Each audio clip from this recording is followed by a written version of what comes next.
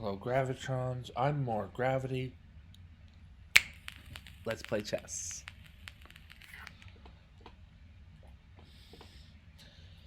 Do our usual 5 minutes per side per game.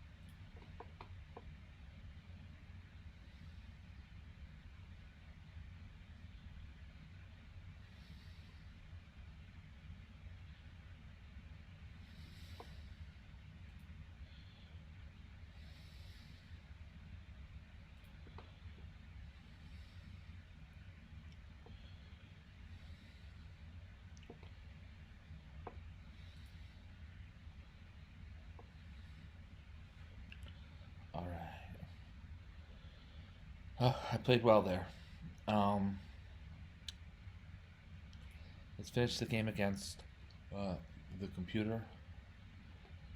And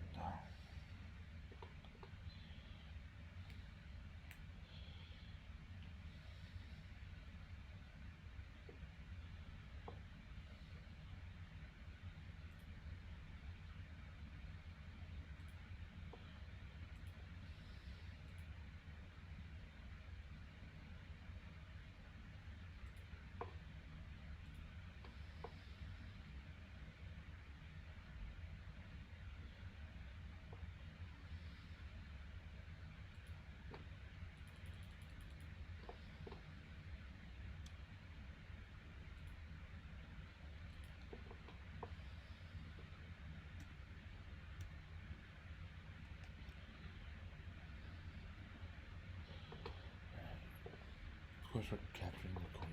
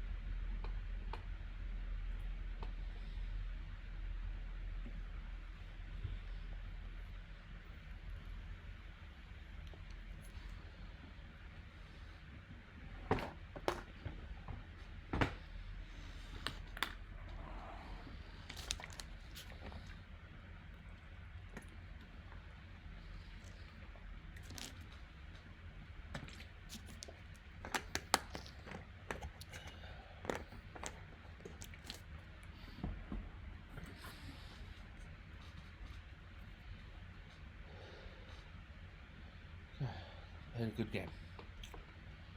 Good, strong, accurate game. Oops. Get that back, don't I? Yeah, in this position,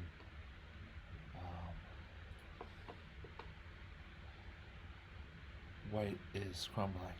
Here's a piece. The pawn can't capture because it's pinned. So now,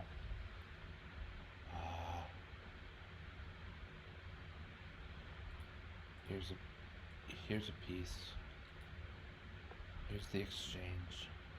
This is a situation where white's position simply crumbles.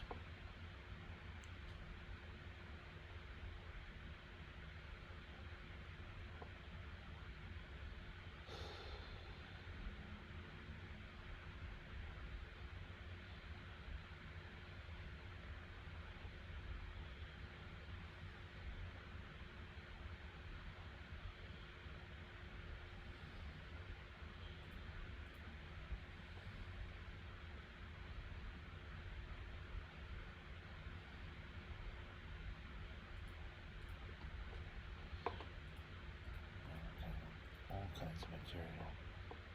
Extreme material lead here for white, for black, sorry. Extreme material lead here for black.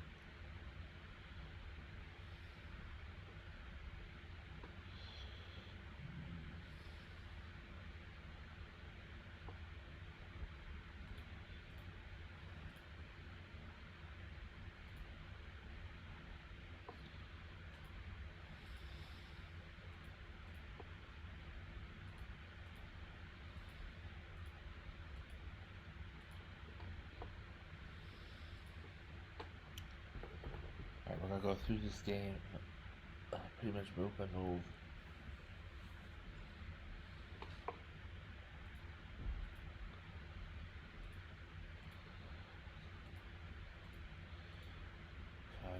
Is not only a nickel and a dime.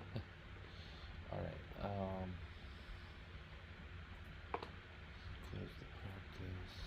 This game as it were. A little bit brighter of a screen to look at.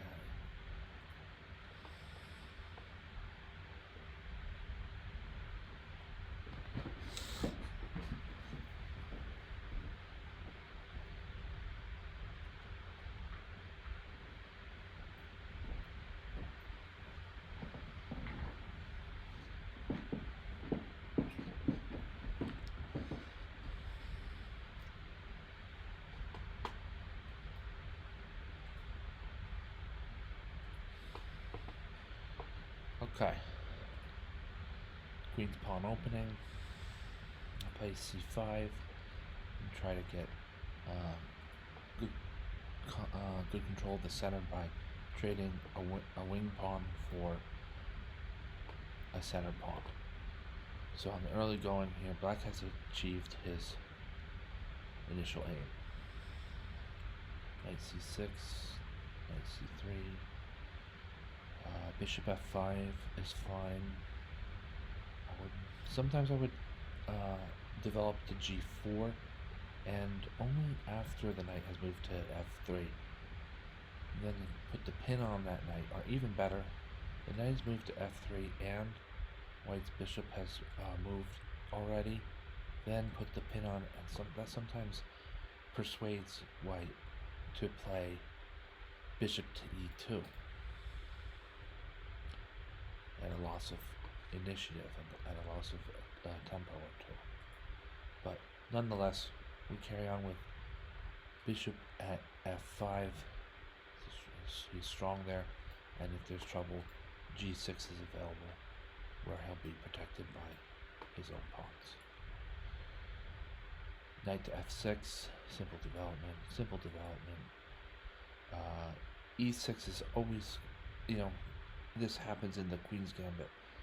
Usually black will have to play c6 or e6 or both, and forego the opportunity to cover two squares at once by pushing e5, which is really the best way to develop your center pawns. But instead, pawn to e6 is fine. It's a fine move, frankly, protecting the bishop, allowing room for black's dark squared bishop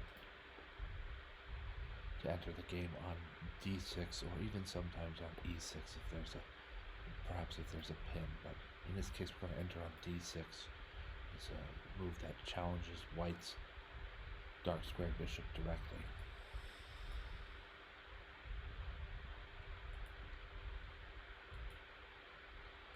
So here you have to be aware of tactics. Knight takes e5 is bad.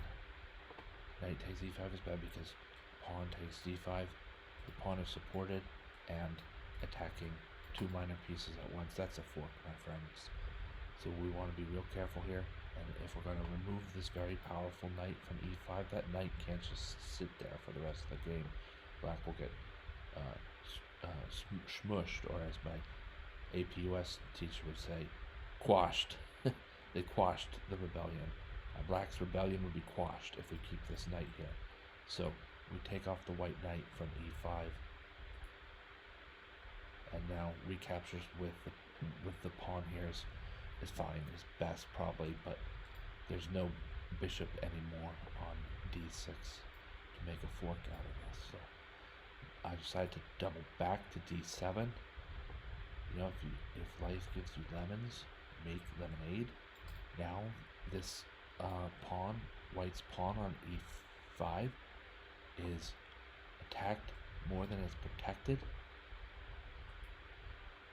and so white begins to look for ways to distract the flow of the game. For instance, here with pawn to g4, I played bishop to g6, like I said earlier. This bishop is safe, and when I think my opponent does in the next move, play h4, we have to respond. We can't let h5 occur on its own. I mean, we kind of can with bishop to e4, but then what if, you know, f3, where's the bishop gonna hide? And, he's gonna be captured on one of these squares. So instead of that, we take preparing action. We prepare by way of h5. I think this is the best move. Yes, okay. h5. The other move would of course be h6. It's not quite as good as h5, but we see them both represented here. H6 is a little more solid maybe, but I don't know if black wants to be solid in the face of a pawn storm like this. So instead, I chose to be a little bit more bold with pawn to h5. Black is doing well. Black is doing well here. Bishop to g5, excellent move. I don't know if it calculates as the best move here. It's considered an inaccuracy, but bishop to g5 is one of those moves that kind of disrupts black's plan. I can play f6, or I can escape with the queen soon enough.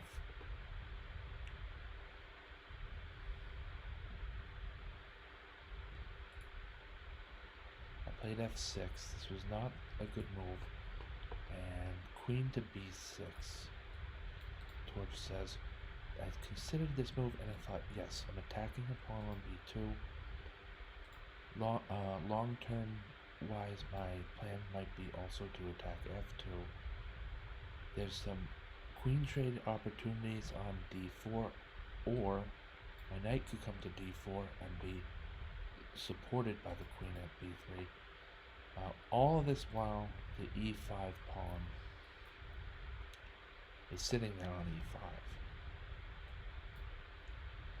Queen to b3 would have been a better move. I played pawn to f6.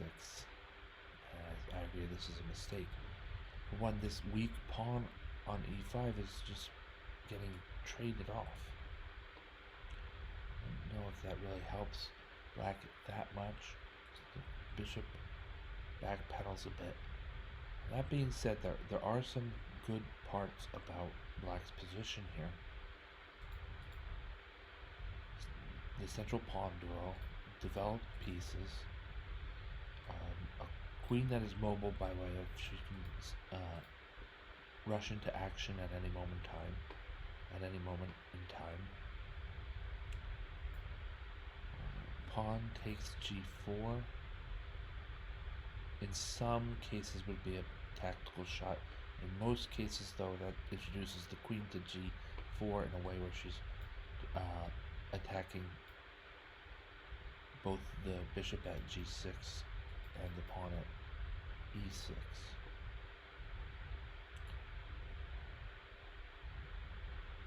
Just took this opportunity to brush the white dark squared bishop back and to make chaos out of white's c3 knight as well. Now things are different. It's black's turn to move, and black has the initiative here. Black has more space. Black has more mobility. White's king is safer, although it's not. White's king is a little bit safer. On time, this is move 17, so over here, black is behind on the clock, rather. I said time, I meant clock. Black is behind on the clock.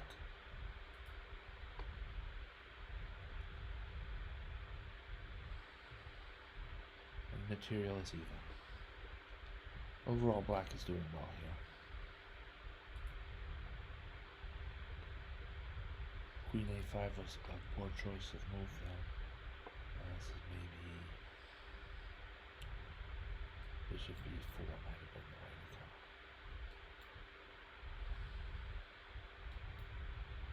go. Bishop e4 is strong here. Queen a5 check, and he moves.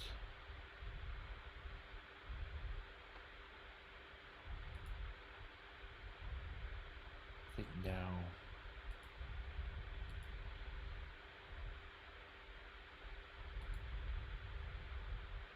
so here the game is mostly even. Here the game is even.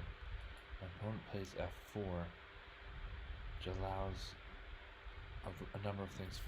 First of all, bishop e4 is a threat. Knight to d3 is a great move.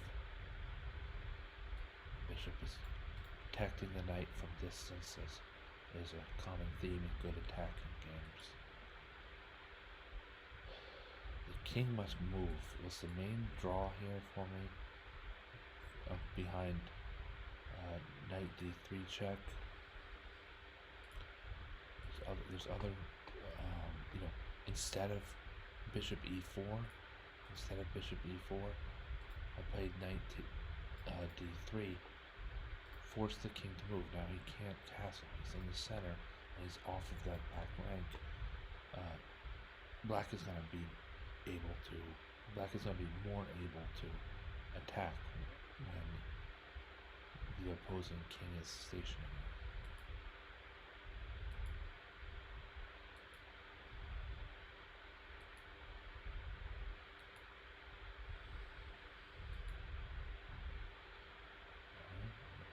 And he had win the queen. Knight b2 check wins the queen.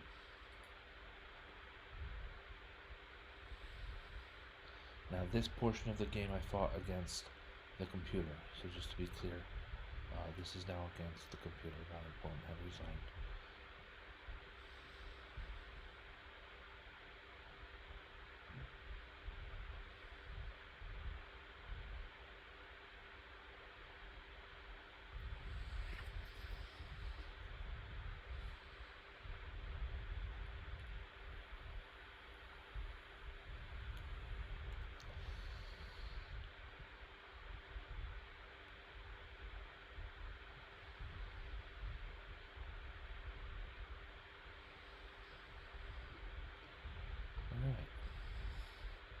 It's a good game.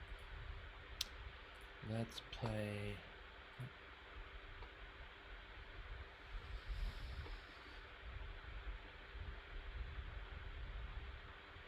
Let's do another game. Let's play another game.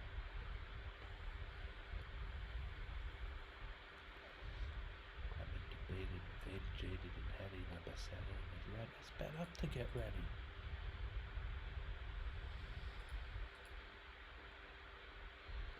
Did you sing to the tune, losing yourself when you wrote it? I did. I chose to let loose, fusing myself with the moment.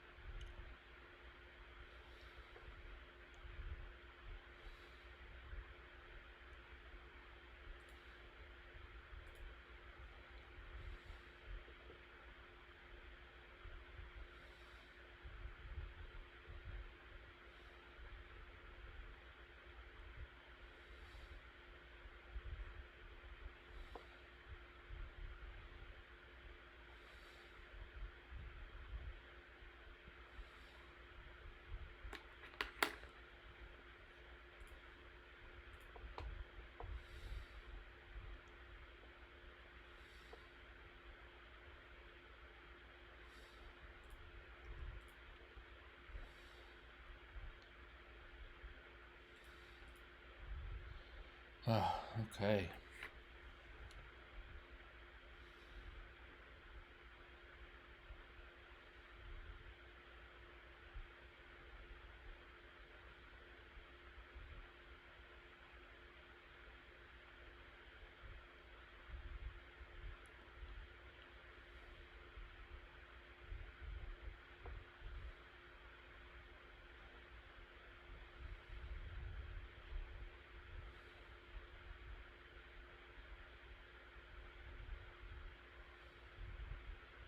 Okay, let's review.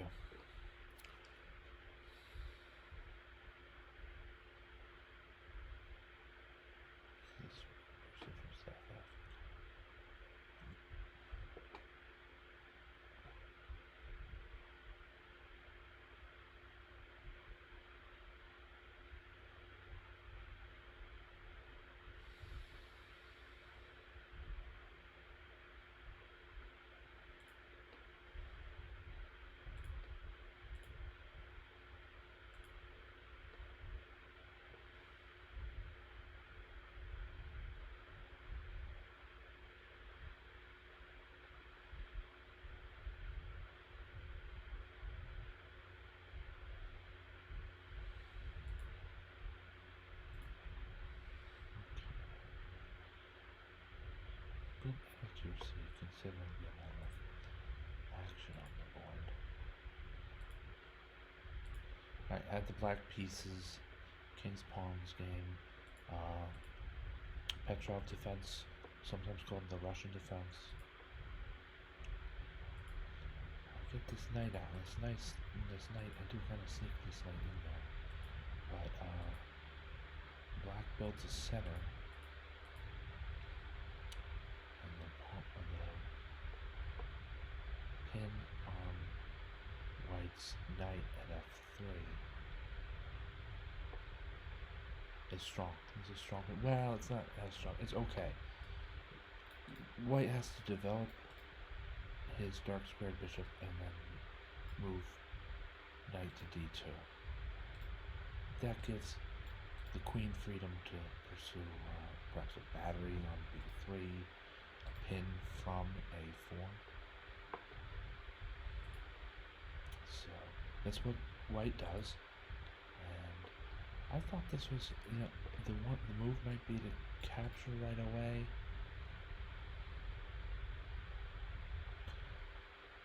Torch indicates queen to d7. Make sort of this distant battery out of the bishop, and the queen is strong. She's still protecting d5 if necessary. So that's the way to do it.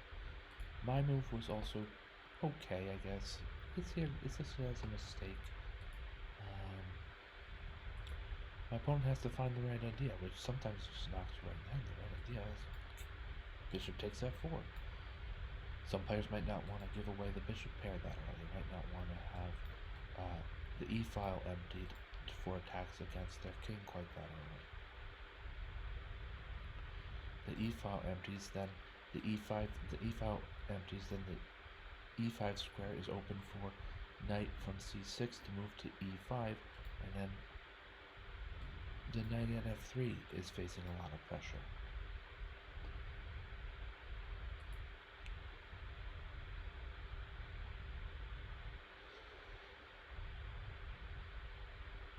Knight to d2. I found the right move.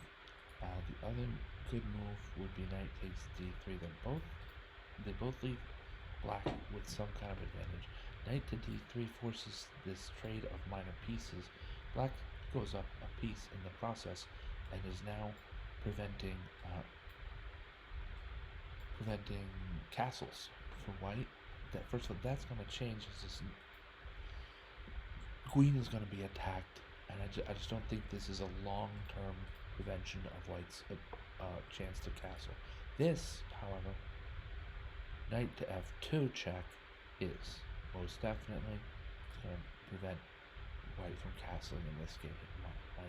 My opponent chose king to f1, and then with bishop to h3, black is looking to unleash a really powerful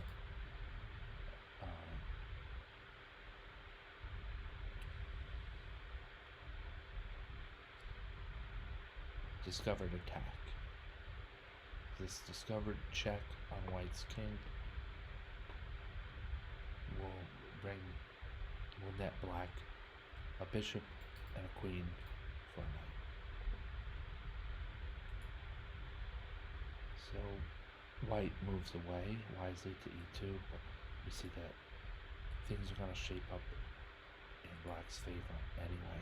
And then the sacrifice on f7. Sometimes players get frustrated. My opponent's looking at that he's moved his king already, that he has weaknesses in his pawn structure, that he's down by a pawn, and maybe bring some element of surprise, and an attack could unsettle my nerves or my moves or the board or anything like that. Captures it on f7 and simply recaptures those. There's no attack. You would think maybe this knight, he could attack, he's in range, but g5 is covered, as is e5, and I made sure of that before capturing on f7, because if g5 is not covered by my queen, then knight to g5 check wins the bishop on h3, at which point white will be doing quite well.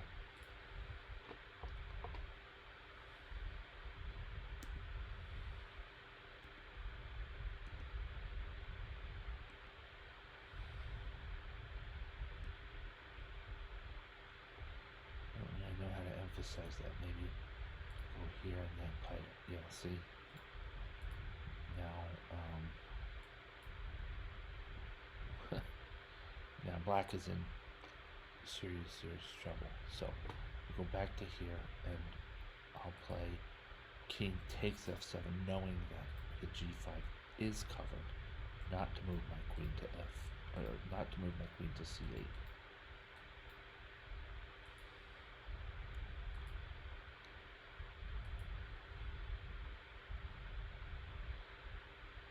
Knight d4 check. Just, here it was so tempting. With the queen and king, white's queen and king being able to be forked at some point at d4, but then only to have that fork removed by knight takes d4 by white.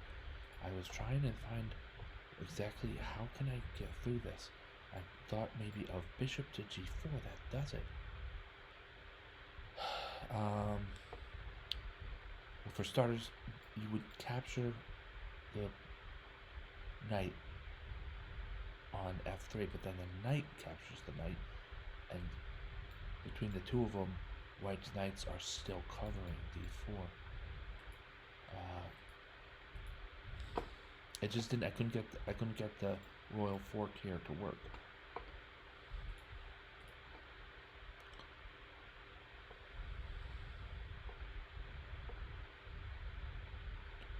Well, now it works. Because I'm in check. Why would my opponent do that? He would do that because now I'm in check.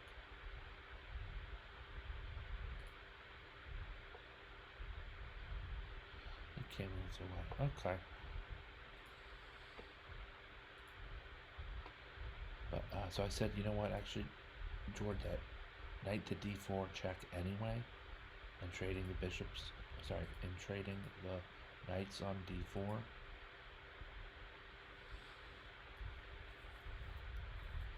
Is still good for black. Black is still doing well here. He's up a piece. He's got a centrally placed queen.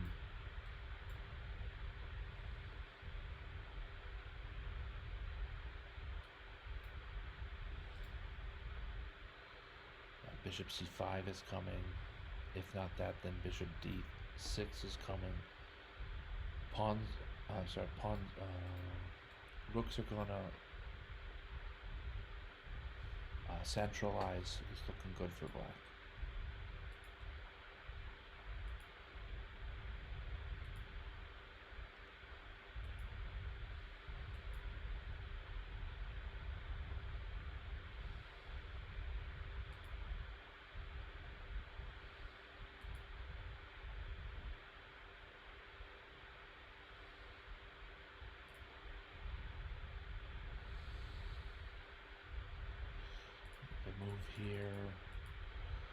So I checked the king, and I'm anticipating the challenge on e2, as well as queen f3. Marked as good, but it's practically speaking very good.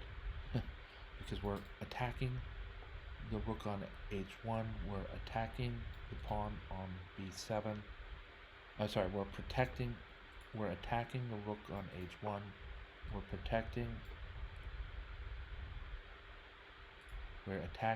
the rook on h1, we're protecting the pawn on b7.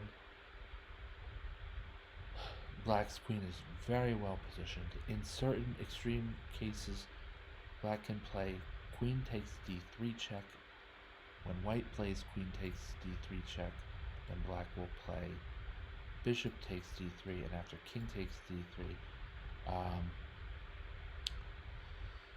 black will have a 2-pawn lead in a double rook and pawn endgame, which is also not that bad.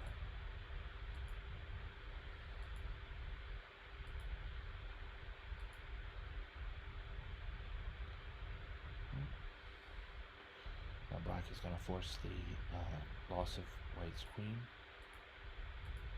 And there you have it. Very straightforward ending. A little bit of a combination, but the move queen to f3 is key here to force black's hand, and that's part of the reason why a few moves later to force white's hand. Sorry, queen to f3 is key here to force white's hand, and that's why a few moves later black is able to capitalize on white's mistake, queen c3. Black capitalizes with rook takes d3 check.